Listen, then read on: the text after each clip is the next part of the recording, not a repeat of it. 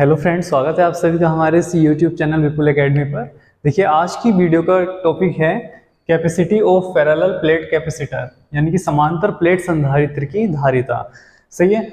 Chapter second आपका चल रहा है। चैप्टर सेकंड की स्टार्टिंग में ही हमने क्या पढ़ाया था, चालक की धारिता के बारे में पढ़ाया था, जो लास्ट वीडियो रही है। और आज की वीडियो का टॉपिक है कि समांतर प्लेट संधारित्र की धारिता कितनी होती है। तो सबसे पहले एक बात आती है यहाँ पर, संधारित्र की कैपेसिटर क्या होता है। ठीक है, सबसे पहले बात आती है कि संधारित्र क्या होता है। देखिए, आज की वीडियो काफी मोस्ट वीडियो है। यहां से हर साल 4 नंबर, लगभग 4 नंबर 5 नंबर तक पूछा जा रहा है इस टॉपिक से, अकेले टॉपिक से तो काफी मोस्ट वीडियो है, एंड तक जरूर देखना। पहले तो संधारित्र की परिभाषा के बारे में बताया जाएगा कि संधारित्र क्या होता है, फिर उसके बाद समांतर प्लेट संधारित्र की धारिता कैसे निकाली जाती है, इसका डेरिवेशन कैसा होता है, व्यंजक कैसे प्राप्त करते हैं। फिर उसके बाद आएगा कि समांतर प्लेट संधारित्र के बीच में कोई परावैद्युत पदार्थ रख दें, सही है, तो समांतर प्लेट संधारित्र की धारिता क्या हो जाएगी, क्या प्रभाव पड़ेगा, सब बातें इसमें होने वाली है वीडियो में। और इससे संबंधित जो सवाल बोर्ड एग्जाम में लगातार 2 पिछले वर्षों को देखा जाए, ठीक है, तो लास्ट 2 इयर्स की अगर बात करें तो यहां से समांतर प्लेट संधारित्र की धारिता से सवाल बन रहे हैं 4 नंबर में। सही है। तो जो सवाल आए हुए हैं वो सवाल भी इस वीडियो में करवाए जाएंगे, यानी कि काफी मोस्ट वीडियो आपकी रहने वाली है। तो जल्दी से सेशन को लाइक कर दीजिए, शेयर कर दीजिए अपने दोस्तों को, और कमेंट करके जरूर बताएं वीडियो कैसी लगी। और जितने भी नए बच्चे हैं, चैनल को सब्सक्राइब करना ना भूलें। सही है। तो वीडियो को स्टार्ट करते हैं, और ज़्यादा से ज़्यादा शेयर जरूर किया करें बच्चों को, अपने साथियों को, अपने दोस्तों को। ठीक है, जो भी आपके परिचित हैं सबको शेयर जरूर किया करें, और सब्सक्राइब करना ना भूलें जो नए बच्चे हैं। तो देखिए, सबसे पहले अगर बात करें संधारित्र की कैपेसिटर क्या होता है, उससे पहले आती है धारिता। धारिता एक वर्ड है, ठीक है, लास्ट वीडियो देख लेना, डिस्क्रिप्शन से जाकर देख लेना या प्लेलिस्ट से खोलकर देख लेना। चैप्टर सेकंड में पहला टॉपिक चालक की धारिता ही है, C = Q/V, कि किसी चालक को दिए गए आवेश और आवेश के कारण उसके विभव में होने वाली वृद्धि के अनुपात को चालक की धारिता कहते हैं। इतनी सी बात थी। ठीक, अब बात आती है कैपेसिटर क्या होता है, संधारित्र क्या होता है। तो संधारित्र एक ऐसी युक्ति होती है, सही है, ध्यान से समझना है बात को बस, कि संधारित्र एक ऐसी युक्ति होती है जिसके आकार में परिवर्तन किए बिना, आकार में परिवर्तन किए बिना चालक की धारिता को बढ़ाया जा सकता है। चालक की धारिता, जो अभी बता रहा था मैं, चालक की धारिता को बढ़ाया जा सकता है। सही है, इतना सा ध्यान रखना है बस कि संधारित्र क्या है, कैपेसिटर क्या है। तो संधारित्र एक ऐसी युक्ति है जिसके द्वारा किसी चालक के, ठीक है, किसी चालक के आकार में परिवर्तन किए बिना, यानी कि चालक के आकार को परिवर्तित नहीं करना, बिना परिवर्तित किए ही हम चालक की धारिता को बढ़ा सकते हैं। उसे बोलते हैं, हम ऐसी डिवाइस को बोलते हैं संधारित्र, कैपेसिटर। सही है, अच्छे से ध्यान रखना है। सबसे ज्यादा क्वेश्चन यहां से बन रहे हैं पिछले 2 सालों के। अगर आप पेपर उठाकर देखें, पेपर सेट, तो उनमें यही मिलेगा आपको कि संधारित्र किसे कहते हैं। ठीक है, 1 नंबर में आ जाता है। तो संधारित्र क्या है, कि संधारित्र एक ऐसी युक्ति है, एक ऐसी डिवाइस है जिसके द्वारा किसी चालक के आकार में परिवर्तन किए बिना, ठीक है, इसके चालक है मान लिया, तो इसके आकार में परिवर्तन नहीं करना, और बिना आकार में परिवर्तित किए इसकी धारिता को अगर हम बढ़ा दें, तो ऐसी डिवाइस जो लगी हुई है उसका नाम है संधारित्र, कैपेसिटर। ठीक है, कि चालक के आकार में परिवर्तन किए बिना चालक की धारिता को बढ़ाया जा सकता है, ऐसी डिवाइस को संधारित्र कहते हैं। सही है। तो हेडिंग डालना है सबसे पहले आपको आज संधारित्र, कैपेसिटर, और लिखना है इसमें कि संधारित्र एक ऐसी युक्ति है जिसके द्वारा किसी चालक के आकार में परिवर्तन किए बिना चालक की धारिता को बढ़ाया जा सकता है। ठीक है, इतना लिखने के बाद फिर आपको हेडिंग डालना है समांतर प्लेट संधारित्र की धारिता। सही है, तो हेडिंग डाल लेना है आपको बढ़िया से अब, समांतर प्लेट संधारित्र की धारिता। उससे पहले संधारित्र की परिभाषा जरूर लिख लेना, ठीक है, कि संधारित्र क्या होता है। देखिए, अब बात करते हैं कि समांतर प्लेट संधारित्र की धारिता क्या होती है, इसका कैसे व्यंजक प्राप्त किया जाता है, और सबसे ज्यादा मोस्ट टॉपिक है, सुपर डुपर मोस्ट, इस चैप्टर सेकंड का। सही है, अच्छे से नोट कर लेना है, अच्छे से समझ लेना है, वीडियो को बिना स्किप किए अच्छे से बस समझते रहो, अपने आप तैयार हो जाएगा। भारी नहीं, बहुत आसान सा टॉपिक है कि समांतर प्लेट संधारित्र की धारिता। तो सबसे पहले हमें क्या करना है कि समांतर प्लेट बना लेनी है। ठीक है, समांतर प्लेट बना लेनी है, ये बन गई, दोनों सेम आकार की, यानी कि क्षेत्रफल इनका बराबर है,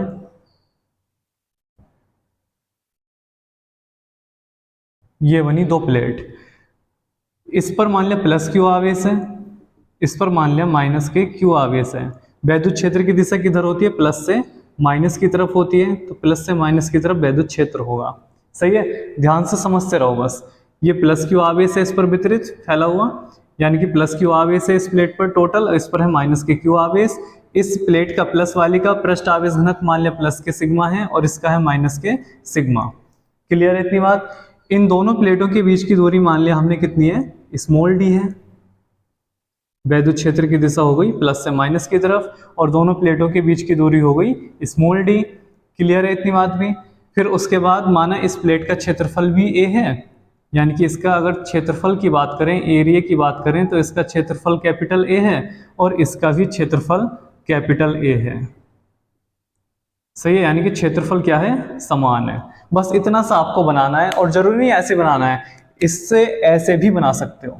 ठीक है, यानी कि प्लेटों को इस तरह करके भी बना सकते हो, ये आपकी इच्छा है। प्लेटों को चाहे खड़ा करके बना लो या ऐसे करके बना लो, आपकी इच्छा है। ठीक है, ऐसा कुछ नहीं है कि भाई बुक में ऐसा है तो ऐसे ही बनाना है या कहीं हमने ऐसा देखा है तो ऐसे ही बनाना है, ऐसा कुछ नहीं, कैसे भी बना सकते हो, कोई दिक्कत नहीं। ठीक है, चीजें सब सेम होती हैं, सेंस सेम होना चाहिए, बस यही ध्यान रखना है। ठीक है, अब देखिए क्या होने वाला है कि दो समांतर प्लेट संधारित्र हैं, एक प्लेट ये रही, एक प्लेट ये रही। अब एक पर प्लस सिग्मा आवेश है, एक पर पृष्ठ आवेश घनत्व माइनस के सिग्मा है। ठीक है, यानी कि एक पर प्लस क्यू आवेश है, एक पर माइनस क्यू आवेश है। और ध्यान रखनी है एक बात आपको, जो ये चित्र में दिख रहा है वही आपको लिखना है। ठीक है, तो अच्छे से चित्र बना लीजिएगा और लिखना है कि माना एक समांतर प्लेट संधारित्र है जिसमें दो प्लेटें प्रयुक्त की गई हैं, जिनमें से एक प्लेट पर प्लस क्यू आवेश है, दूसरी प्लेट पर माइनस का क्यू आवेश है।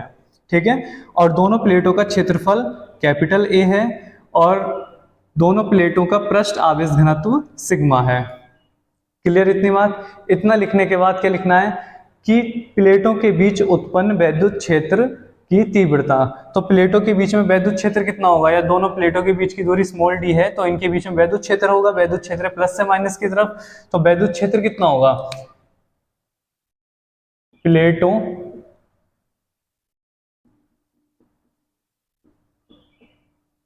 के बीच उत्पन्न वैद्युत क्षेत्र।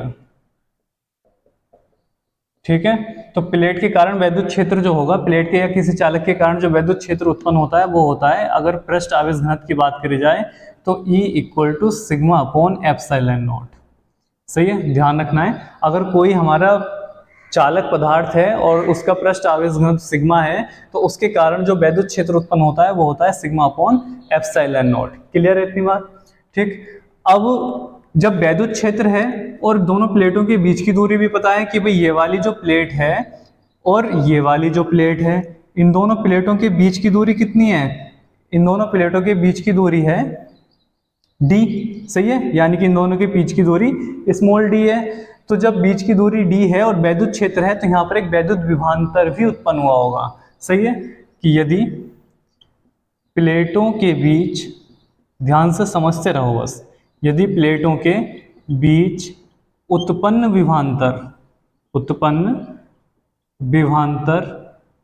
V हो, तो अगर प्लेटों के बीच उत्पन्न विभवांतर V हो तो V बराबर होता है E × D। सही है, यानी कि विभवांतर जो होगा वो वैद्युत क्षेत्र की तीव्रता और बीच की दूरी जो D है इन दोनों के गुणनफल के बराबर होगा। और E का मान कहाँ है, इक्वेशन फर्स्ट में है, तो ये कितना हो जाएगा, V = sigma upon epsilon not और D ऐसे के ऐसे आ गया। कहाँ से, कि फ्रॉम इक्वेशन फर्स्ट। ठीक है, समीकरण 1 से हमने E का मान यहाँ लगा दिया, सिग्मा अपॉन एप्सिलॉन नॉट, कोई दिक्कत नहीं यहाँ तक। फिर इसके बाद क्या करना है, ये सिग्मा क्या है, पृष्ठ आवेश घनत्व। तो चूंकि पृष्ठ आवेश घनत्व, कि भाई पृष्ठ आवेश घनत्व कितना होता है, पृष्ठ आवेश घनत्व सिग्मा = होता है Q अपॉन A। क्लियर, तो यहाँ से हम क्या रखने वाले हैं, सिग्मा का मान लगा दो, तो ये हो जाएगा V = सिग्मा का मान लगा दो Q अपॉन A और D अपॉन एप्सिलॉन नॉट, ऐसे का ऐसे हो गया। इक्वेशन नंबर 2 बना लेते हैं। सही है, यानी कि सबसे पहले क्या करना है कि जो समांतर प्लेट संधारित्र हैं, ठीक है, इस तरह से हो या इस तरह से हो, कोई इशू वाली बात नहीं है, ठीक है, कैसे भी बना सकते हो। तो समांतर प्लेट संधारित्र के बीच में हमने वैद्युत क्षेत्र निकाल लिया। वैद्युत क्षेत्र कितना उत्पन्न हुआ, सिग्मा अपॉन एप्सिलॉन नॉट हुआ। अब भी विभवांतर, जब वैद्युत क्षेत्र है दो प्लेटों के बीच में तो वोल्टेज भी होगी, सही है। तो विभवांतर कितना हुआ, V इक्वल टू ED होता है, E का मान लगा दे, sigma upon epsilon naught D, और सिग्मा क्या होता है, पृष्ठ आवेश घनत्व होता है, तो Q अपॉन A लगा दिया। तो यहाँ से विभवांतर हमारे पास आ गया। अब हमें निकालना क्या है, हमें निकालनी है समांतर प्लेट संधारित्र की धारिता, ठीक है, कि भाई इस समांतर प्लेट संधारित्र की धारिता कितनी होगी। तो धारिता का फॉर्मूला अब हमें यहाँ पर लगा देना है। तो चूंकि चालक की धारिता, चालक की धारिता क्या होती है भाई, चालक की धारिता होती है C equal to Q upon V. चालक की धारिता होती है C equal to Q upon V होती है, सही है। तो C इक्वल टू, देखना इधर, तो ये कितना हो जाएगा, ये हो जाएगा C equal to Q upon V, और V का मान कहाँ है, समीकरण नंबर 2 से उठा के रख लो, Q D upon A epsilon naught, ठीक है, कहाँ से, इक्वेशन सेकंड से, समीकरण 2 से। अब क्या होने वाला है, C इक्वल टू अपॉन के अपॉन है तो ये स्टेप ऊपर पहुंच जाएंगे, यानी कि Q A epsilon naught upon Q into D, Q से Q कैंसिल हो जाएगा और C इक्वल टू आ जाएगा A epsilon naught upon D, सही है, A epsilon naught upon D. अब यहाँ एक बात और ध्यान से समझना है, ये तो तब है कि जब कोई परावैद्युत पदार्थ बीच में नहीं है, ठीक है। अगर कोई परावैद्युत पदार्थ रखा हुआ हो इसके बीच में, यानी कि माध्यम हो, वायु या निर्वात से अलग कुछ माध्यम हो, तो उसके लिए परावैद्युतांक आ जाता है। तो वैद्युत क्षेत्र की तीव्रता होती है E equal to sigma upon epsilon naught K, ठीक। तो यहाँ पर भी कितना हो जाएगा, एप्सिलॉन नोट के, और यहाँ पर भी हो जाएगा एप्सिलॉन नोट के, और यहाँ भी के आएगा और के ऊपर पहुंचेगा और के यहाँ आ जाएगा, ठीक है। तो यहाँ पर चालक की धारिता निकल कर आएगी C equal to A epsilon naught के अपॉन डी, ठीक है। अब के का जो महत्व है वो अभी बताया जाएगा, सही है। वैसे भी कर सकते हो लेकिन के को साथ लेकर चलना, सही है, ध्यान से समझते रहो बस। अब देखिए एक बात, यहाँ पर इतने फैरड आ गई है हमारी समांतर प्लेट संधारित्र की धारिता, यही निकालनी थी जो हमारे सामने आ गई है, ठीक है, कि C equal to A epsilon naught के अपॉन डी, ये हो गई समांतर प्लेट संधारित्र की धारिता। अगर बात करी जाए कि यदि माध्यम वायु या निर्वात हो, वायु या निर्वात हो, ये क्या मतलब भाई, कि यदि माध्यम वायु या निर्वात हो, यानी कि इनके बीच में या तो वायु भरी हुई हो या फिर निर्वात हो, कुछ भी माध्यम ना हो, तो क्या हो जाएगा, तो K का मान हो जाएगा 1। वायु या निर्वात के लिए परावैद्युतांक जो हमारा K का मान होता है वो 1 होता है। तो अतः समांतर प्लेट संधारित्र की धारिता आ जाएगी A epsilon naught upon D, ठीक है, इतने फैरड। क्लियर है, यानी कि समांतर प्लेट संधारित्र की जो धारिता होती है वो होती है C equal to A epsilon naught upon D. अगर कोई परावैद्युत पदार्थ है तो A एप्सिलॉन नोट के अपॉन डी, फिर ये लगाएंगे, सही है। तो अच्छे से पहले आपको चित्र बना लेना है, फिर जो चित्र में बनाया है वो आपको नोट कर लेना है, ठीक है। और फिर नोट करने के बाद आपको अच्छे से जो जो बताया गया है वो लिख लेना है, कि भाई जो चित्र में आपने दिखाया है वो आपको लिख लेना है। कि माना कि दो प्लेटें हैं जिन पर एक प्लस क्यू आवेश वाली और एक माइनस क्यू आवेश वाली, दोनों प्लेटों के बीच की दूरी स्मॉल डी है। माना प्लस क्यू आवेश वाली प्लेट का पृष्ठ आवेश घनत्व प्लस सिग्मा है तथा दूसरी प्लेट का पृष्ठ आवेश घनत्व माइनस सिग्मा है। दोनों का समान क्षेत्रफल कैपिटल ए है, तो इनके बीच में उत्पन्न वैद्युत क्षेत्र, ठीक है, तो वैद्युत क्षेत्र हो गया सिग्मा अपॉन एप्सिलॉन नोट के, इक्वेशन फर्स्ट बनी। और जब वैद्युत क्षेत्र है तो वैद्युत विभवांतर भी होगा, और वैद्युत विभवांतर V इक्वल टू ED होता है, E का मान लगा दिया, ठीक है। यहाँ पर सिग्मा आया, सिग्मा होता है पृष्ठ आवेश घनत्व, तो sigma equal to Q upon A से चेंज कर दिया, ठीक। हमें निकालनी है चालक की धारिता, तो C equal to Q upon V लगाया, और V का मान हमने समीकरण नंबर 2 से जो आया था विभवांतर वो यहाँ रख दिया, और ये आ गया यहाँ से A epsilon note K upon D, ठीक है। सबसे ज्यादा मोस्ट डेरिवेशन है, अच्छे से तैयार करना है, अच्छे से इसका स्क्रीनशॉट ले लो या अच्छे से वीडियो को पॉज करके नोट कर लो, कुछ भी करो, लेकिन सबसे ज्यादा मोस्ट टॉपिक है ये इस चैप्टर का। अब एक बात और ध्यान रखनी है आपको, ठीक है। क्वेश्चन पूछता है कि संधारित्र से आप क्या समझते हैं तथा समांतर प्लेट संधारित्र की धारिता का व्यंजक व्युत्पन्न कीजिए, तो आपको इतना करना है, क्लियर है। अब वो क्या पूछता है, अब वो ये भी पूछ लेता है कि समांतर प्लेट संधारित्र की धारिता को कैसे बढ़ाया जा सकता है। ठीक है, एक नंबर में अलग से भी आ जाता है, या फिर क्वेश्चन आ जाता है संधारित्र से आप क्या समझते हैं तथा संधारित्र की धारिता कैसे बढ़ा सकते हैं, समांतर प्लेट संधारित्र की धारिता को कैसे बढ़ाया जा सकता है। या फिर क्वेश्चन बनता है कि समांतर प्लेट संधारित्र की धारिता का व्यंजक व्युत्पन्न कीजिए तथा स्पष्ट कीजिए कि इसकी धारिता को हम कैसे बढ़ा सकते हैं। ठीक है, तो काफी मोस्ट टॉपिक है, पूरी वीडियो सारे टॉपिक बहुत मोस्ट हैं, अच्छे से तैयार हो जाने चाहिए, अच्छे से अपने नोट्स तैयार करते रहना। ठीक है, अब देखिए ध्यान से कि वही समांतर प्लेट संधारित्र की परिभाषा हो गई, समांतर प्लेट संधारित्र की धारिता का व्यंजक भी आ गया कैसे हुआ। अब बात आती है कि समांतर प्लेट संधारित्र की धारिता को कैसे बढ़ा सकते हैं। ठीक है, कि भाई समांतर प्लेट संधारित्र की धारिता को कैसे बढ़ा सकते हैं। तो अभी यहाँ पर एक आपके सामने आया है C = A epsilon not K/D। ठीक है, ये आया व्यंजक कि C = A epsilon not K/D। यहां से ध्यान रखना है आपको कैसे बढ़ा सकते हैं। यहां देखिए इसमें स्पष्ट है, क्या स्पष्ट है कि जो C है समांतर प्लेट संधारित्र की जो धारिता है वो क्षेत्रफल के प्रोपोर्शनल है।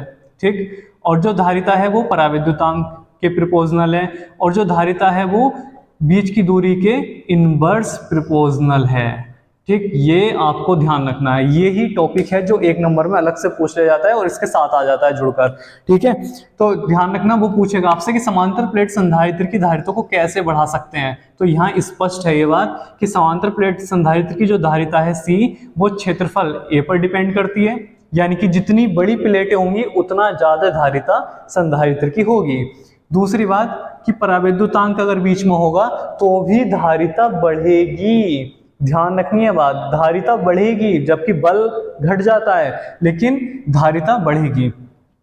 फिर दोनों के प्लेटों के बीच की दूरी जो है उसके व्युत्क्रमानुपाती है। व्युत्क्रमानुपाती का मतलब है कि प्लेटें जितनी पास पास होंगी उतना आवेश अच्छा ट्रांसफर होगा, यानी कि जितनी पास पास होंगी उतना वैद्युत क्षेत्र अच्छा बनेगा, उतनी धारिता अच्छी होगी, ज्यादा होगी। तो वैद्युत धारिता कैसे बढ़ा सकते हैं संधारित्र की, तो कैसे बढ़ा सकते हैं, प्लेटों का क्षेत्रफल अधिक करके। दूसरा पॉइंट, बीच में कोई परावैद्युत पदार्थ लगाकर। तीसरा पॉइंट, इनके बीच की दूरी को कम करके। ठीक है, ये तीनों पॉइंट आपको ध्यान रखने हैं, पूछता है वो अलग से कि समांतर प्लेट संधारित्र की धारिता को कैसे बढ़ाया जा सकता है। तो आपको ये लिखना है कि C = A epsilon not K/D से। ठीक है, पहले पॉइंट में क्या लिख देना है कि C प्रोपोर्शनल A, अर्थात कि प्लेटों का क्षेत्रफल अधिक होगा तो समांतर प्लेट संधारित्र की धारिता बढ़ जाएगी। दूसरा पॉइंट कि बीच में कोई परावैद्युत पदार्थ रखा हुआ होगा तो समांतर प्लेट संधारित्र की धारिता बढ़ जाएगी। तीसरा point C inverse proportional D, अर्थात कि अगर प्लेट जितनी पास जितनी होंगी, यानी बीच की दूरी जितनी कम होगी उतना संधारित्र की धारिता अधिक होगी। ये आपको स्पष्ट करके लिख देना है। ठीक है, इस इक्वेशन से, और तीनों पॉइंट आराम से दिखा देने हैं और आपके 2 नंबर पक्के हो जाने हैं। पूछता है 2 नंबर में अलग से कि समांतर प्लेट संधारित्र की धारिता को कैसे बढ़ाया जा सकता है। ठीक है, तो इन तीनों चीजों के द्वारा हम बढ़ा सकते हैं, बहुत आसान है। तो अच्छे से इसे भी नोट कर लेना है कि समांतर, हेडिंग डालना है समांतर प्लेट संधारित्र की धारिता को कैसे बढ़ाया जा सकता है, या समांतर प्लेट संधारित्र की धारिता कैसे बढ़ती है। ठीक है, क्वेश्चन बना के लिख लेना से, और ये तीनों पॉइंट नोट कर लेना अच्छे से। अब नेक्स्ट बात आती है कि ये जो हमारा परावैद्युत पदार्थ का जिक्र हो रहा है, ठीक है, यानी कि जो समांतर प्लेट संधारित्र है इसके बीच में कोई परावैद्युत पदार्थ हम रख दें, वो भी आंशिक रूप से। ठीक है, तो वैद्युत क्षेत्र की तीव्रता कितनी हो जाएगी, यानी कि ये खुद एक अगला डेरिवेशन स्टार्ट हो रहा है। सही है, तो इसे अच्छे से नोट कर लिया है आपने। संधारित्र हो गया, यानी संधारित्र की परिभाषा हो गई। क्या पढ़ा अब तक, संधारित्र की परिभाषा। संधारित्र क्या है कि संधारित्र एक ऐसी युक्ति है, एक ऐसी डिवाइस है जिसके आकार में परिवर्तन किए बिना चालक की धारिता को बढ़ाया जा सकता है। फिर आया समांतर प्लेट संधारित्र की धारिता का डेरिवेशन, जो आपका ये हो गया। अब आता है कि आंशिक परावैद्युत पदार्थ युक्त समांतर प्लेट संधारित्र की धारिता, यानी कि ये समांतर प्लेट संधारित्र के बीच में कोई परावैद्युत पदार्थ रख दिया जाए, कोई प्लेट रख दी जाए, मान लिया कांच वगैरह की, तो समांतर प्लेट संधारित्र की धारिता कितनी हो जाएगी। सही है, ये भी डेरिवेशन और ये भी काफी मोस्ट है। दो डेरिवेशन एक साथ हैं और दोनों ही मोस्ट हैं और फिर इनके सवाल हैं, यानी कि पूरी वीडियो बहुत ज्यादा मोस्ट है, पूरा टॉपिक कंप्लीट है एक ही वीडियो में। संधारित्र भी, समांतर प्लेट संधारित्र की धारिता, आंशिक परावैद्युत पदार्थ युक्त समांतर प्लेट संधारित्र की धारिता, और यहाँ से जो जो सवाल बनते हैं, जो बोर्ड एग्जाम में सवाल पूछे गए हैं, वो सवाल भी इसी वीडियो में मिलने वाले हैं आपको, तो एंड तक जरूर देखना है, ठीक है। और लाइक जरूर कर दीजिएगा, और किसी कोई दिक्कत है, कुछ कहना है और वीडियो कैसी लगी कमेंट करके बताया करो भाई, सही है।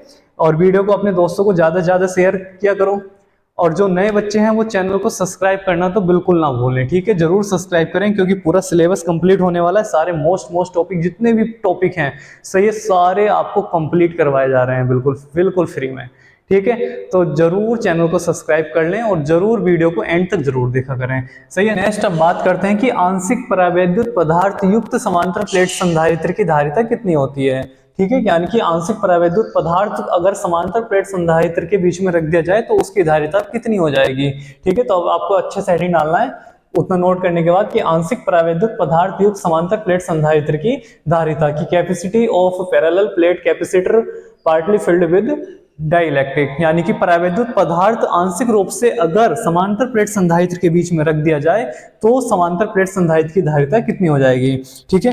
हेडिंग डालने के बाद आपको अच्छे समझना है अब क्या करने वाले हैं हम, सही है। तो ध्यान से देखिए कि माना वही दो प्लेटें हैं हमारे पास, सही है, जरूरी नहीं है वैसे ही बनानी है, या ऐसे ही बनानी है, वैसे ही बना सकते हो, ऐसे ही बना सकते हो, सही है। तो दो हमारे पास प्लेटें हैं, एक प्लस वाली है और एक माइनस वाली है, यानी कि पहले प्लेटें हमने अभी पिछले डेरिवेशन में इस तरह से कर रखी थी, अब चित्र को ऐसे कर दे। अगर कोई सोचे कि वैसे क्यों नहीं, ऐसे क्यों नहीं, तो दोनों तरह से आपके पास दिखा दिया जा रहा है, ठीक है। पहले प्लेटों को ऐसे रखा था, वैसे रख लिया। इन दोनों के बीच की दूरी मान ली हमने कितनी है, स्मॉल डी है, सही है। दोनों प्लेटों का क्षेत्रफल कितना है, एरिया की बात करें तो कितना है, ए है, ठीक है। ये क्या है, इसका क्षेत्रफल है, ए इसका नाम नहीं है, ए इसका क्षेत्रफल है, ठीक है। इसका भी क्षेत्रफल ए है, यानी कि दोनों प्लेटें समान क्षेत्रफल की हैं, बिल्कुल सेम पहले की तरह है। ये प्लस सिग्मा है और ये माइनस सिग्मा है। अब क्या कर रहा है हमने, अब इन प्लेटों के बीच में कोई आंशिक परावैद्युत पदार्थ रख दिया, सही है। यानी कि ये जो समांतर प्लेट संधारित्र है हमारा, इसके बीच में कोई प्लेट रख दी गई है टी मोटाई की, मान लो कोई कांच की छड़ रख दी, कांच की प्लेट रख दी स्मॉल टी मोटाई की, सही है। और इसका परावैद्युतांक कितना ले लिया, के ले लिया। इस प्लेट का परावैद्युतांक है के और इसकी मोटाई हमने ले ली टी, यानी कि टी मोटाई की ये प्लेट है। क्लियर है इतनी बात, कोई दिक्कत वाली बात नहीं, बहुत आसान है, सही है। जैसे अभी चालक की धारिता समांतर प्लेट संधारित्र की धारिता बताया गया आपको बहुत आसान से, ऐसे ये है, ठीक है। ऐसा कुछ नहीं घबराने वाली बात हो कि ये पता नहीं अब क्या होने वाला है, कैसे होगा, बहुत आसान है, ठीक है। बस देखते रहो ध्यान से। यही आपको लिखना है कि माना कि हमारे पास दो प्लेटें हैं, जिनमें से एक प्लेट पर प्लस सिग्मा पृष्ठ आवेश घनत्व फैला हुआ है, यानी कि प्लस क्यू आवेश है, और दूसरी प्लेट पर माइनस क्यू आवेश है, जिसका पृष्ठ आवेश घनत्व माइनस के सिग्मा है। क्लियर है इतनी बात। दोनों प्लेटों के बीच की दूरी स्मॉल डी है।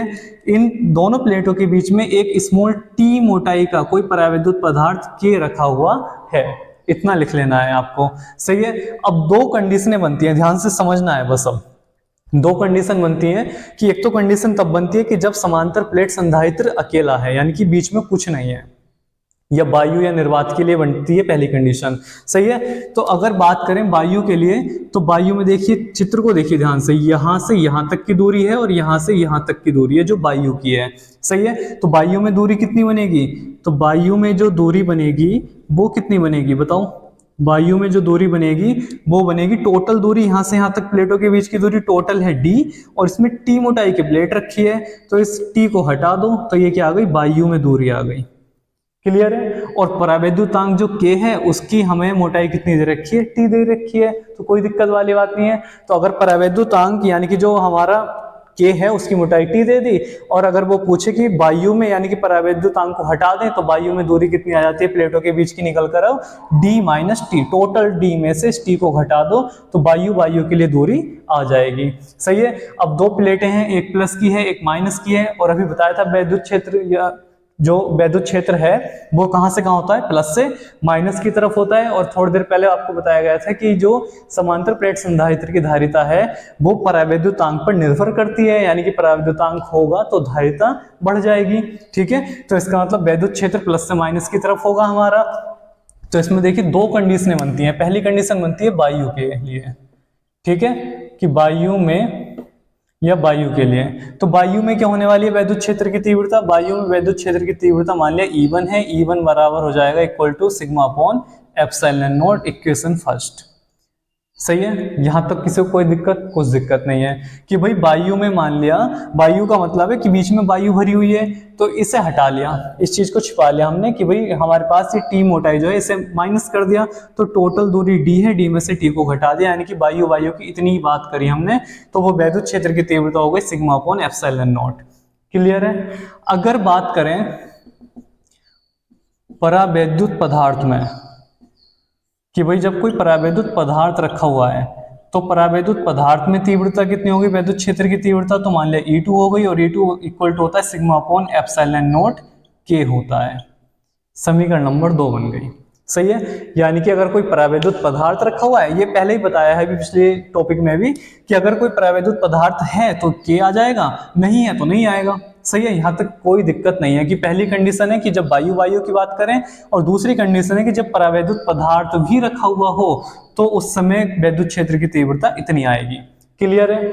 अब भाई जब वैद्युत क्षेत्र है, बीच की दूरी है और वैद्युत क्षेत्र उत्पन्न हो रहा है प्लेटों के बीच में, तो प्लेटों के बीच में क्या होगा, विभवांतर भी होगा। सही है, तो विभवांतर, प्लेटों के बीच कुल विभवांतर, प्लेटों के बीच कुल विभवांतर, ध्यान से समझना है, बस ध्यान से पूरी वीडियो देखते रहो बिना स्किप किए, सारे टॉपिक मोस्ट हैं जितने भी इस वीडियो में चल रहे हैं। सही है, पूरा टॉपिक मोस्ट है, 4 नंबर पक्के हो जाएंगे, अच्छे से याद कर लेना, बस कि अच्छे से नोट्स बनाते रहना, बस इतना करना है, समझते रहो, जिनके नोट्स बने हुए हैं वो अच्छे से समझते रहो। ठीक है, प्लेटों के बीच में कुल विभवांतर कितना हो जाएगा, कुल विभवांतर की बात करें तो V equal to V1 plus V2 हो जाएगा।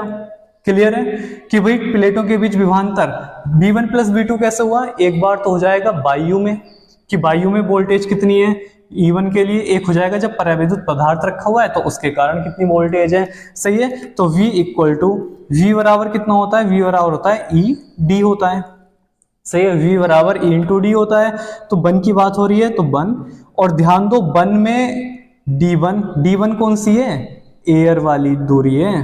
क्लियर है, प्लस B2 कितना हो जाएगा, E2 D2, और ये D की कौन सी D आएगी यहाँ पर, B2 कौन सी है, जब परावैद्युत पदार्थ रखा हुआ है तो दूरी कितनी है। ठीक है, यानी कि परावैद्युतांक वाली दूरी आने वाली है, तो ये हो जाएगा आपका V इक्वल टू E1, और DA वायु में दूरी कितनी है, वायु में दूरी है D माइनस T है। ठीक है, एयर की बात चल रही है, वन मतलब वायु में दूरी कितनी है, प्लेटों के बीच की दूरी D माइनस T है, प्लस E2 D के, यानी कि परावैद्युतांक की मोटाई कितनी है, तो ये कितनी है हमारी T है। यहां तक कोई दिक्कत नहीं आनी चाहिए, और इसी लाइन को बस अच्छे से समझना है। अगर बात करें कि वायु की, तो वायु में कितनी दूरी हो गई, D माइनस टी हो गई, और परावैद्युतांक की बात करी जा रही है तो T हो गई। यही लाइन यहाँ पर ध्यान रखनी है, बस सही है कि V1 कब है, V1 हमारा कहाँ है, वायु में, तो वायु की दूरी इस्तेमाल करनी है। V2 कब है, जब E2 यानी कि परावैद्युतांक के लिए, तो परावैद्युतांक की दूरी यानी कि T मोटाई इस्तेमाल करनी है। सही है, अब यहाँ पर E1 E2 के मान हमारे पास है, रख दो E1 बाई E2 के मान, कि putting the value of E1 and E2 from equation first and second, कि भाई समीकरण 1 और 2 से हम क्या रख देंगे, इनके मान रख देंगे। तो देखिए ध्यान से, अगर हम यहाँ पर मान रख दें तो कितना हो जाएगा, V इक्वल टू E1 का मान कितना है, सिग्मा अपॉन एप्सिलॉन नॉट है। क्लियर है, और D माइनस टी ऐसे कैसे चलता रहेगा, प्लस E2 का मान कितना है, सिग्मा अपॉन एप्सिलॉन नॉट के है, और दूरी कितनी है बीच की, प्लेटों के या परावैद्युतांक की दूरी कितनी है, T है, क्योंकि के मतलब परावैद्युतांक वाली दूरी लेनी है तो T आ गई। अब चूंकि पृष्ठ आवेश घनत्व कितना होता है, तो पृष्ठ आवेश घनत्व सिग्मा इक्वल टू होता है Q अपॉन A। तो कितना हो जाएगा, इसलिए v इक्वल टू सिग्मा के स्थान पर आ जाएगा q upon A epsilon naught d minus T, plus sigma के स्थान पर आ जाएगा q upon A epsilon naught के इंटू टी आ जाएगा। क्लियर है। अब यहाँ से v इक्वल टू हो जाएगा q upon A epsilon note, यहाँ से कॉमन निकाल लो, यहाँ बचा d minus K T, plus q upon A epsilon note बाहर चला गया, यहाँ बचा t अपॉन के। ठीक है, यहाँ से वोल्टेज यानी कि विभव का मान हमारा इतना आ जाता है v का मान। अब हमें निकालनी क्या है, चालक की धारिता। तो चूंकि चालक की धारिता, तो चालक की धारिता कितनी होती है, चालक की धारिता होती है C equal to Q upon V, और v का मान ये रहा, रख दो। तो C equal to Q upon V और v का मान आ गया q upon A epsilon naught d minus K T plus T upon K. ठीक है, इतना आ गया।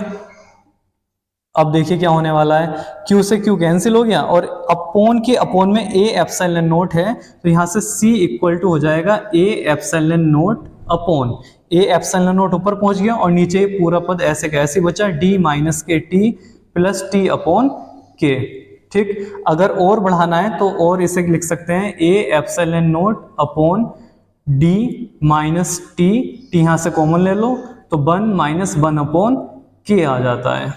सही है, ये आती है समांतर प्लेट संधारित्र की धारिता ए epsilon naught upon D minus T 1 minus 1 upon के इतने फेरड। ठीक है, कब आती है, जब समांतर प्लेट संधारित्र के बीच में कोई आंशिक परावैद्युत पदार्थ रखा हुआ होता है तब। ठीक है, तो आ जाती है ए epsilon note D upon D minus T 1 minus 1 upon के। सही है, तो अच्छे से इसका स्क्रीनशॉट वगैरह ले लेना है, अच्छे से नोट कर लेना है। काफी मोस्ट टॉपिक रहे हैं दोनों, समांतर प्लेट संधारित्र की धारिता तो सबसे ज्यादा मोस्ट है। ठीक है, अगर वो नहीं आता तो यहाँ से कुछ ना कुछ पूछ लेता है और इसे भी पूछ लेता है कि यदि समांतर प्लेट संधारित्र के बीच में कोई आंशिक परावैद्युत पदार्थ रख दिया जाए तो धारिता इतनी हो जाती है या इतनी हो जाती है। ठीक है, सिद्ध कीजिए या व्यंजक व्युत्पन्न कीजिए, इस तरह से पूछ लेता है। तो काफी मोस्ट टॉपिक है पूरा का पूरा। सही है, अच्छे से इसका स्क्रीनशॉट वगैरह ले लीजिए या नोट कर लीजिए और तैयार भी कर लेना है। सही है, ध्यान से एक बार दोबारा समझ लेना है कि समांतर प्लेट संधारित्र था तो वायु में दूरी कितनी हो गई, वायु में दूरी d होती है, लेकिन जब परावैद्युत पदार्थ रख दिया जाए तो वायु में दूरी कितनी हो जाती है, तो हो जाती है d माइनस के टी हो जाती है। ठीक है, क्योंकि टोटल दूरी d है और t मोटाई का कोई परावैद्युत पदार्थ रख दिया तो बीच की दूरी आ जाती है d माइनस टी, यानी कि वायु में दूरी कितनी आ गई, वायु में दूरी आ जाती है d माइनस के टी आ जाती है। और परावैद्युत पदार्थ के लिए दूरी कितनी है, तो यहाँ पर परावैद्युत पदार्थ t मोटाई का है। सही है, तो वायु के लिए वैद्युत क्षेत्र की तीव्रता हो गई सिग्मा अपॉन एप्सिलॉन नोट और परावैद्युत पदार्थ के लिए होगी सिग्मा अपॉन एप्सिलॉन नोट के हो गई। ठीक है, प्लेटों के बीच टोटल विभवांतर की बात करें तो v1 प्लस v2 हो जाता है। v1 का मान लगा दो, v1 बराबर होता है e1 d1, इसका होता है e2 d2। अब 1 है तो 1 किसके लिए चला है, एयर के लिए, तो वायु में दूरी कितनी है, d माइनस टी है। यहाँ पर इन्हीं बातों का ध्यान रखना है, बस ये दूरियों का, यहाँ पर ही जाकर गड़बड़ होती है, नहीं तो कहीं गड़बड़ नहीं होती। इसे ही ध्यान से समझना है बस कि विभवांतर किसके लिए है, 1 के लिए है। 1 कब है, वायु के लिए। ठीक है, पहली कंडीशन वायु के लिए है, तो वायु में दूरी है d माइनस टी, तो d के स्थान पर आ जाएगा d माइनस टी। E2 किसके लिए है, परावैद्युत पदार्थ, परावैद्युत पदार्थ है t मोटाई का, तो d के स्थान पर कितना आ जाएगा, t आ जाएगा। सही है, E1 और E2 के मान समीकरण नंबर 1 और 2 से उठा कर रख दिए, तो और इतना आ गया। अब सिग्मा के स्थान पर सिग्मा क्या होता है, पृष्ठ आवेश घनत्व, सिग्मा बराबर q अपॉन a लगा दिया। ठीक, इतना सोल्व हो गया। यहाँ से q upon a epsilon note यहाँ भी दिखाई दे रहा है और यहाँ भी दिखाई दे रहा है, तो कॉमन ले लिया, कॉमन ले लिया तो यहाँ से वोल्टेज हमारी इतनी आ गई, विभव इतना निकल कर आ गया। सही है, हमें निकालनी क्या है, हमें निकालनी है धारिता। तो धारिता बराबर क्या होता है, C equal to Q upon V होता है, तो V का मान लगा दे और यहाँ से धारिता निकल कर आ जाती है ए epsilon naught upon D minus T plus T upon के। कभी कभी ये दे देता है कि इतना सिद्ध कीजिए, कभी कभी इसे दे देता है कि इतना सिद्ध कीजिए, तो आपको सब कुछ पता होना जरूरी है इसके बारे में। ठीक है, तो अच्छे से इसे नोट कर लेना है, इसका स्क्रीनशॉट वगैरह ले लो। और अब बात आती है नेक्स्ट, इससे बात आती है यहाँ से सवाल क्या बनते हैं। सही है, संधारित्र हो गया, समांतर प्लेट संधारित्र की धारिता हो गई, आंशिक परावैद्युत पदार्थ युक्त समांतर प्लेट संधारित्र की धारिता हो गई, जो आपके सामने स्क्रीन पर है इस समय। ठीक है, अब आता है कि यहाँ से क्या क्या सवाल बनते हैं, पिछले साल क्या क्या सवाल यहाँ से आए हैं। ठीक है, तो एक बार अच्छे से इसे एक बार और देख लो और नोट कर लो। अब बात करते हैं कि यहाँ से क्या सवाल बनते हैं।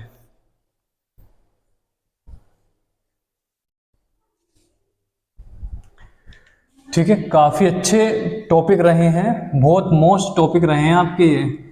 अच्छे से नोट कर लेना अपनी नोटबुक में और तैयार भी कर लेना। नोट करने से ही काम नहीं चलने वाला, अच्छे से तैयार भी कर लेने हैं। ठीक है, 4 नंबर बहुत होते हैं, 4 नंबर 70 में से। और जबकि ये बताया जा रहा है कि इस चैप्टर से सबसे ज्यादा मोस्ट टॉपिक यही है। ठीक है, सबसे ज्यादा जो इस समय चल रहा है प्रेजेंट में, यानी कि 1-2 साल को देखें तो पिछले 2 सालों को देखें तो सबसे ज्यादा यहाँ से जरूर पूछा जा रहा है। ठीक है, कभी डेरिवेशन आ रहा है, कभी यहाँ सवाल आ रहे हैं। अब देखिए सवाल किस तरह के बन रहे हैं। ठीक है, तो देखिए काफी मोस्ट क्वेश्चन है जो आपके सामने स्क्रीन पर आपको दिखाई दे रहा होगा। सही है, अच्छे से सवाल को पढ़ना है। पहले तो ये सवाल बिल्कुल सेम टू सेम ऐसे छपा हुआ आता है आपके बोर्ड एग्जाम में। एक ये है, एक इससे अगला वाला है। 2 सवाल ऐसे हैं जो कभी ये कभी वो घूम फिर के यही आते रहते हैं। सही है, तो अच्छे से पहले सवाल को पढ़ना सबसे पहला काम। जब भी कोई सवाल आए, न्यूमेरिकल आए, तो सबसे पहला काम यही है कि उसे अच्छे से पढ़ लेना है। उसमें कहा क्या जा रहा है वो उस चीज को समझना है। तो पहले तो आप सवाल को लिख लीजिएगा अपनी नोटबुक में। ठीक है, सवाल में कहा गया है कि एक समांतर प्लेट संधारित्र है और उसकी प्रत्येक प्लेट का क्षेत्रफल कैपिटल ए है। ठीक है, कि समांतर प्लेट संधारित्र की प्रत्येक प्लेट का क्षेत्रफल कैपिटल ए तथा उनके बीच की दूरी स्मॉल डी है। ठीक, चित्रानुसार, यानी कि चित्र दे देगा वो आपको, पराविद्युतांक K1/K2 है, K1/K2 भी दिखा देगा। तो तुल्य धारिता बताइए। सही है, अब जो धारिता है वो आपको पहले तो यहाँ नोट करनी है। 2 क्रम होते हैं, एक होता है समांतर क्रम, एक होता है श्रेणी क्रम। ठीक है, एक होता है समांतर क्रम में धारिता, एक होता है श्रेणी क्रम। ठीक है, समांतर क्रम में जो धारिता होती है वो सीधे सीधे जोड़ दी जाती है। C1 + C2 + जितने भी होंगे सीधे सीधे जोड़ दिए जाएंगे। ठीक, इसका डेरिवेशन भी नेक्स्ट वीडियो में मिलने वाला है आपको। समांतर क्रम में धारिता कैसे निकालते हैं, श्रेणी क्रम में धारिता कैसे निकालते हैं, सब करवाई जाएगी। फिलहाल बस इतना समझ लो जब सवाल आ गया है तो। ठीक है, क्योंकि सारे टॉपिक जितना भी है इससे संबंधित एक ही वीडियो में बताया जा रहा है। ठीक है, समांतर प्लेट संधारित्र की धारिता से तो जो सवाल बनते हैं वो यहाँ देख लीजिएगा एक बार। तो श्रेणी क्रम की अगर बात करें, श्रेणी क्रम में धारिता कितनी होती है, तो श्रेणी क्रम में धारिता कितनी होती है, 1 करके जोड़ दो। 1/C = 1/C1 + 1/C2, जितने भी होंगे सब 1 करके जोड़ देने हैं। सही है, ये होती है समांतर क्रम में धारिता और श्रेणी क्रम में धारिता। आपकी नोट कर लेना है इसे भी। अब देखिए चित्र को देखिए, चित्र में कहा गया कि K1 और K2 2 पराविद्युतांक भरे हुए हैं। क्लियर है बात, चित्र में दिखाई दे रहा है। और यहां से यहां तक का जो क्षेत्रफल है वो A/2 है, यहां से यहां तक का जो क्षेत्रफल है वो भी A/2 है। बीच की दूरी कितनी है, D है, यानी कि प्लेटें कितनी मोटाई की है, D मोटाई की है। ठीक, तो हम क्या निकालने वाले हैं, हमसे पूछी जा रही है धारिता, तुल्य धारिता। सही है, तो देखिए इसका सॉल्यूशन कैसे होगा, ध्यान से समझ लेना है बस। और बहुत आसान है, बहुत हल्के से सवाल है ये। और समांतर प्लेट संधारित्र की धारिता का व्यंजक प्राप्त कीजिए और आगे कोई सवाल लिखा हुआ जाता है। और 2 नंबर का डेरिवेशन, क्योंकि आसान सा है, और 2 नंबर में सवाल आ जाता है। और कभी कभी 2 या 3 नंबर में अकेले सवाल भी आ जाता है। तो अच्छे से समझ लेना है। तो हम क्या करने वाले हैं कि परावैद्युतांक K1 के लिए धारिता। ठीक है, कि जो हमारा परावैद्युतांक K1 है उसमें धारिता कितनी होगी, तो मान लिया C1 होगी। C बराबर कितना होता है, C बराबर होता है A/0 K/D से, यानी कि इस फॉर्मूले का इस्तेमाल करना है। पहले तो ये समझ लेना है कि ये फॉर्मूला हमारा इस्तेमाल होगा, C = A/0 K/D वाला। ठीक, फिर उसके बाद क्या होना है, उसके बाद क्या होना है कि C1 की अगर हम बात करें तो C1 = हो जाएगा A1/0 K1/D1 हो जाएगा जब 1 की बात करेंगे तो। सही है, इतने में भी कोई दिक्कत नहीं आ रही होगी, यहां तक भी समझ में आता होगा कि भाई C = A/0 K/D होता है। अगर 1 की बात करेंगे तो 1 हो जाएगा। तो यहाँ से C1 की अगर बात करते हैं तो कितना आ जाएगा, A1 का मतलब है इसकी बात कर रहे हैं हम, K1 की। तो यहाँ पर क्षेत्रफल कितना है, क्षेत्रफल है A/2 है। ε0 ऐसे का ऐसे रहा, K1 की बात हो रही है तो K1 रहा। D1 यानी कि दूरी, यहां से यहां तक ये परावैद्युतांक जो पट्टी है इसकी मोटाई कितनी है, तो मोटाई कितनी है, D है। समीकरण नंबर 1 बन गई। ठीक है, यहां तक किसी को कोई दिक्कत नहीं होगी। अब परावैद्युतांक K2 की बात करें, परावैद्युतांक K2 के लिए धारिता, तो ये कितना हो जाएगा, चित्र में देखिएगा। K2 के लिए धारिता की अगर बात करें तो C2 हो जाएगी। और C2 बराबर कितना होने वाला है, C2 बराबर हो जाएगा A/0 K/D से A2/0 K2/D2। ठीक है, इतना हो जाएगा। अब देखिए A2 का मान कितना है, A2 का मान कितना है, यानी कि K2 के साथ जो क्षेत्रफल है, इस प्लेट का क्षेत्रफल कितना है, A/2 सवाल में दिया हुआ है चित्र में। तो C2 इक्वल टू हो जाएगा, A2 का मान कितना आ जाएगा, A/2 आ जाएगा। एप्सिलॉन नॉट ऐसे कैसे रहा, K2 हमारा, K2 के लिए तो निकाल ही रहे हैं, और D2 यानी कि प्लेट की मोटाई कितनी है, तो प्लेट की मोटाई D ही है। समीकरण नंबर 2 हो गई। क्लियर है यहाँ तक। अब देखिए क्रम कौन सा है, क्रम कौन सा दिखाई दे रहा है, तो क्रम कौन सा है, ये एक दूसरे के साथ कौन से क्रम में जुड़े हुए हैं बताओ, ये एक दूसरे के साथ K1 और K2 समांतर क्रम में जुड़े हुए हैं। ठीक है, K1 ये रहा, K2 ये रहा, कौन सा क्रम हो गया, समांतर क्रम हो गया। अरे जो डेरिवेशन अभी हम कर रहे थे वही तो सवाल है कि K1 ये रहा, K2 ये रहा, तो एक दूसरे के ये क्या है, समांतर क्रम में जुड़े हुए हैं।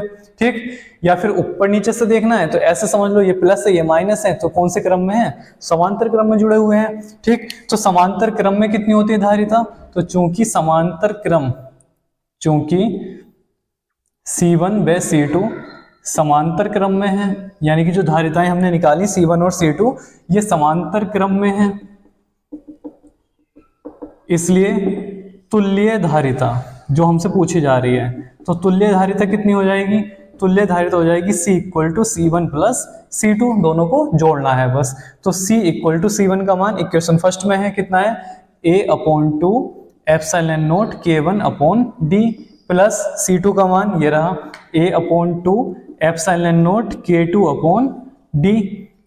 ठीक है, C1 का मान ये लगा दिया, C2 का मान ये लगा दिया। अब यहाँ पर क्या क्या कॉमन दिखाई दे रहा है, A/2 कॉमन दिखाई दे रहा है, एप्सिलॉन नॉट अपॉन D भी कॉमन दिखाई दे रहा है, तो क्या बचा, K1 प्लस K2 बचा। सही है, बस यही आंसर है कि C equal to A/2 epsilon naught upon D और K1 प्लस K2 इतने फेरेड धारिता होगी। अगर वो मान दे देता इनके तो मान लगा देते, नहीं दिए तो यही आंसर है। C इक्वल टू कितना आ गया, A epsilon naught upon 2D K1 plus K2। ठीक है, या फिर वो कभी कभी सिद्ध करवा लेता है कि सिद्ध कीजिए कि A epsilon naught upon D K1 plus K2 upon 2 इतना होगा, तो बात वही है। ठीक है, इतने फेरेड, कोई दिक्कत नहीं, गुणा में है तो इससे पूरे को हम क्या लिख सकते हैं, अपॉन 2, इधर कर लो या उधर कर लो, कोई फर्क नहीं पड़ता। सही है, तो ध्यान रखना है, ये आपका सवाल सबसे ज्यादा फेमस क्वेश्चन है, पता नहीं क्यों आता है इतना, लेकिन सबसे ज्यादा आता है, और 2 नंबर से लेकर 4 नंबर तक अकेला सवाल आ जाता है। सही है, तो कुछ नहीं करना, चित्र में वो तुमसे कह देगा आराम से कि भाई ऐसे ऐसे, चित्र में सब कुछ दिखा देगा और बता देगा, और बस क्या करना है आपको कि एक बार K1 परावैद्युतांक के लिए धारिता निकाल लेनी है, एक बार K2 के लिए निकाल लेनी है, और फिर क्या देखना है, श्रेणी क्रम है या समांतर क्रम है। तो यहाँ कौन सा क्रम है, एक दूसरे के साथ ये समांतर क्रम में है, तो समांतर क्रम में धारिता C1 प्लस C2 हो जानी है, और बस क्या आ जाएगा, इतना हमारा आ जाएगा। ये तो हुआ समांतर क्रम से। अब सवाल श्रेणी क्रम से भी आ जाता है। ठीक है, जरूरी कोई समांतर क्रम से आए हर साल, तो समांतर क्रम के अलावा श्रेणी क्रम से भी आ जाता है। ठीक है, सवाल यही रहता है कि एक समांतर प्लेट संधारित्र है और उसकी प्लेटों का क्षेत्रफल इतना है, बीच की दूरी इतनी है, चित्र अनुसार, यानी कि चित्र बना देगा और वही सवाल बदल जाएगा। ठीक है, तो इसे अच्छे से नोट कर लेना है, क्वेश्चन को लिखिए, चित्र बनाइए और पूरा अच्छे से नोट कर लेना है। ठीक है, स्क्रीनशॉट वगैरह ले लीजिएगा। अब बात करते हैं कि अगर चित्र को वो घुमा दे, सही है, क्योंकि जरूरी नहीं है बिल्कुल हर बार यही सवाल आएगा सेम टू सेम, अगर वो चित्र को घुमा दे तो क्या होने वाला है। ठीक है, ध्यान से देखना है बस। अब चित्र को कैसे घुमाएगा ये तो नोट कर ही लिया, समांतर क्रम में धारिता कितनी होती है, श्रेणी क्रम में कितनी होती है। ठीक है, और सवाल भी नोट कर लिया होगा, कोई दिक्कत नहीं है। नहीं करा तो वीडियो को पॉज कर लो, बैक कर लो, नोट कर लो अच्छे से। ठीक है, अपनी नोटबुक में।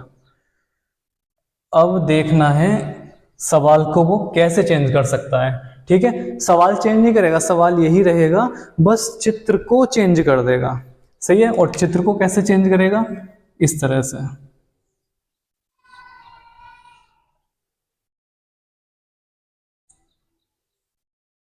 बस हो गया चित्र चेंज। ठीक है, पहले क्या था, पहले एक ही पट्टी में 2 पोर्शन कर दिए थे, अब दोनों पोर्शन अलग अलग करके दिखा दिए, उसमें ऊपर नीचे रख दिए, यानी कि ये तुम्हारा श्रेणी क्रम बन गया है। सही है, इस तरह से वो तुम्हें सवाल दे देगा, प्लस माइनस। इसमें K1, इसमें K2, एक को किसी को डार्क कर देगा, एक को किसी को लाइट कर देगा, और बीच की दूरी D, प्लेटों का क्षेत्रफल A। क्लियर है। अब सवाल यही रहेगा, ठीक है, कि एक समांतर प्लेट संधारित्र है, संधारित्र की प्रत्येक प्लेट का क्षेत्रफल कैपिटल A है, उनके बीच की दूरी स्मॉल d है, जिन चित्रानुसार पराविद्युतांक K1 में K2 भरे हुए हैं, तो तुल्य धारिता बताइए। सही है, एक को किसी को डार्क कर देगा। समझ में आई बात? ये सवाल दे देगा, तो फिर इसे भी नोट कर लेना है आपको। सवाल यही रहेगा, चित्र को घुमा देगा बस वो। सही है। अब कैसे होने वाला है, करने का तरीका वही है, ठीक है। यानी कि हमें पराविद्युतांक, जितने भी पराविद्युतांक दे, 1 2 दे 3 दे, सबके लिए धारिताएं निकाल लेनी है। तो पराविद्युतांक K के लिए धारिता निकाल लेते हैं। तो K के लिए धारिता कितनी आएगी, C equal to A epsilon naught K upon D वाला फॉर्मूला लगेगा। और C1 की अगर बात करें तो कितना हो जाएगा, क्षेत्रफल A1 epsilon not K1 upon D1। अब यहां ध्यान से समझना है, C1 इक्वल टू A1 कितना है, K1 के लिए A ही है, एप्सिलॉन नॉट है K1 है, अपॉन D D1, यानी कि इस प्लेट की मोटाई कितनी है। अब टोटल मोटाई कितनी है, प्लेटों के बीच की दूरी है, यहां से यहां तक की है D, तो यहां से यहां तक की कितनी हो गई, D/2 हो गई। ये हमें अपने आप करना है, ये चित्र में नहीं देगा, ठीक है, D/2। तो दूरी कितनी हो गई, D/2 हो गई। तो ये हो जाएगा हमारा कितना, 2 पर पहुंच जाएगा, तो 2A epsilon not K1 upon D। समीकरण नंबर बन गई फर्स्ट। क्लियर है? अरे क्लियर है, कुछ दिक्कत कोई है? K1 के लिए हमें धारिता निकालनी थी, तो धारिता निकाल ली, C बराबर A epsilon naught K upon D वाले फॉर्मूले से, ठीक है, इतनी आ जाएगी। अगर बात करी जाए परावैद्युतांक K2 के लिए, अगर K2 के लिए बात करें तो C2 कितना हो जाएगा, तो हो जाएगा A2 epsilon not K2 upon D2। अरे A के स्थान पर A2 epsilon not K2 upon D2। तो यहां से C2 का मान निकल कर कितना आने वाला है, बताओ जल्दी। तो C2 का मान यहां से आ जाएगा, A2 के स्थान पर क्या हो जाएगा, A हो जाएगा, एप्सिलॉन नॉट ऐसे का ऐसे ही है, और K2 के स्थान पर K2 ही रहने वाला है, अपॉन D2 के स्थान पर क्या आने वाला है, यानी कि इसकी मोटाई कितनी है, यहां से यहां तक की मोटाई कितनी है, इस प्लेट की कितनी है, D/2 है। तो ये हो गया D/2, तो ये भी अपॉन के अपॉन है, तो 2 ऊपर पहुंच जाएगा, 2A epsilon not K2 upon D। समीकरण नंबर 2 बन गई, ठीक है। अब C1 का मान भी हमारे पास है, C2 का मान भी हमारे पास है। अब यहां पर कौन से क्रम है, ध्यान रखना है, जब प्लेटें एक दूसरे से अलग अलग हों, ठीक है, जैसे यहां दिखाई दे रही है K1 K2 अलग अलग हैं, तो यहां पर बनेगा श्रेणी क्रम, और जहां पर प्लेटें आपस में ही ज्वाइंट होकर चल रही हो तो वहां बनेगा तुम्हारा समांतर क्रम। फिलहाल इतना समझने के लिए पर्याप्त है तुम्हारे, ठीक है। बाकी जब समांतर क्रम श्रेणी क्रम पढ़ाए जाएंगे तो उसमें अच्छे से जिक्र होगा इसका, कैसे श्रेणी क्रम है, कहाँ समांतर क्रम है। बस फिलहाल इतना समझ लेना है कि अगर एक प्लेट ही दे रखी है, उसमें से वो पार्ट कर रहा है, तो उसे समांतर क्रम में लेना है, यानी उल्टा चलता है एक तरह से, ये समझ लो इसमें, ठीक है। और जहां ऐसे दिखाई दे रही है तुम्हें अलग अलग प्लेट है, तो वहां पर श्रेणी क्रम में इस्तेमाल करना है तुम्हें धारिता को। तो चूंकि C1 व C2 श्रेणी क्रम में जुड़े हैं, श्रेणी क्रम में जुड़े हैं, इसलिए तुल्य धारिता, तो तुल्य धारिता कितनी हो जाएगी कि भाई श्रेणी क्रम में कितना होता है, अभी लिखवाया था, कितना होता है श्रेणी क्रम में, 1/C equal to C1 plus 1/C2, 1 करके जोड़ देते हैं श्रेणी क्रम में। तो यहां से अगर 1/C का मान निकालें तो कितना आ जाएगा, C1 C2 एलसीएम हो गया, C2 ऊपर पहुंच गया, C1 ऊपर पहुंच गया, तो यहां से बन गया C1 plus C2 upon C1 C2। हमें चाहिए C का मान, तो C बराबर कितना हो जाएगा, इसे भी उल्टा कर दो, C1 C2 upon C1 plus C2।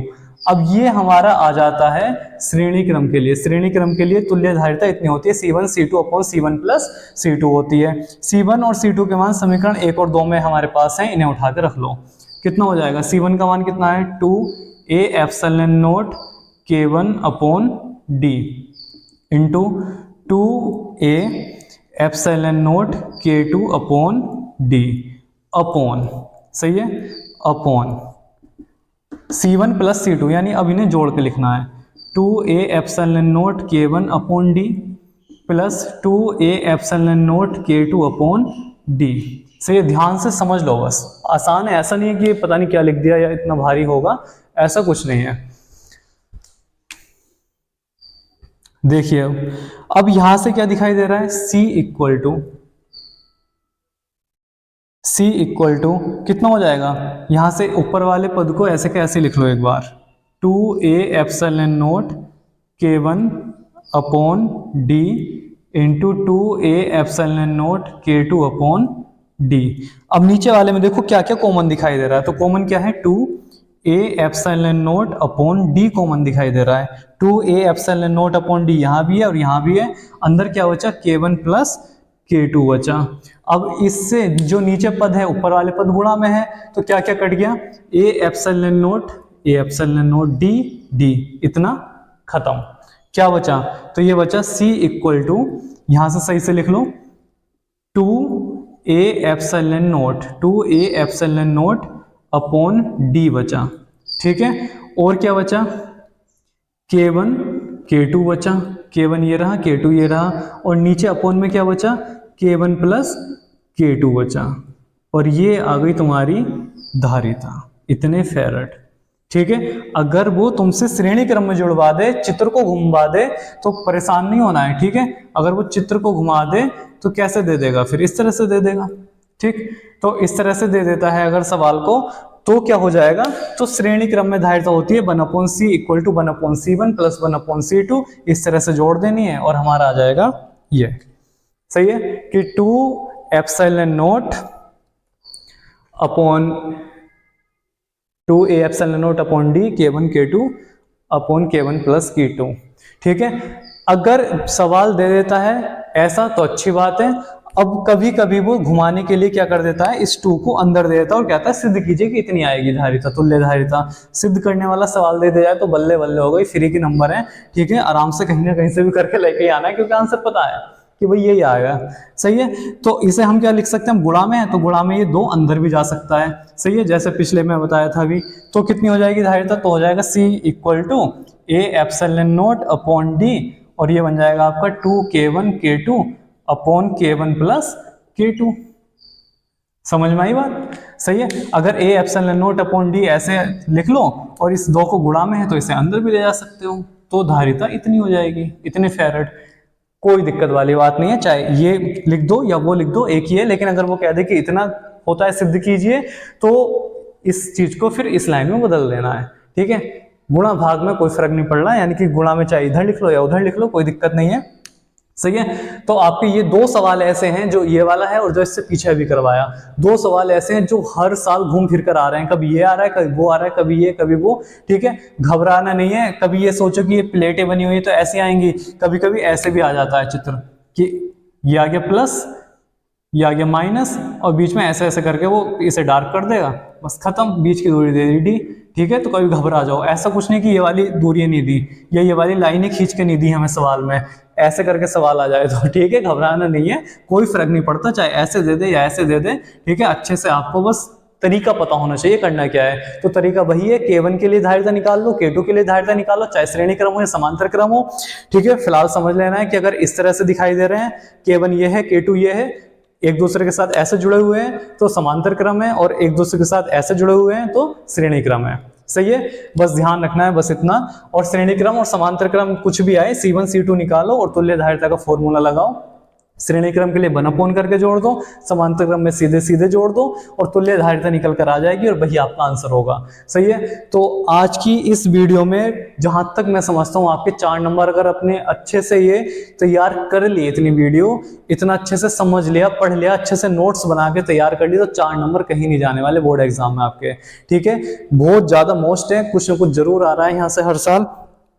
संधारित्र हो गया, समांतर प्लेट संधारित्र की धारिता हो गई, आंशिक परावैद्युत पदार्थ युक्त समांतर प्लेट संधारित्र की धारिता हो जाती है, और यहां से जो सवाल आपके बनते हैं वो हो जाते हैं, सही है। तो ध्यान रखना है, कुछ भी इस टॉपिक से आए बचकर नहीं जाना है, 4 नंबर पक्के ही करके आने हैं, सही है। तो वीडियो को लाइक कर दीजिए, कमेंट करके बताइए वीडियो कैसी लगी आपको, आज का टॉपिक कैसा लगा, और अपने दोस्तों को शेयर कर दीजिए, और जो नए बच्चे हैं चैनल को सब्सक्राइब करना ना भूलें। मिलते हैं नई वीडियो में नए टॉपिक के साथ। Thank you so much.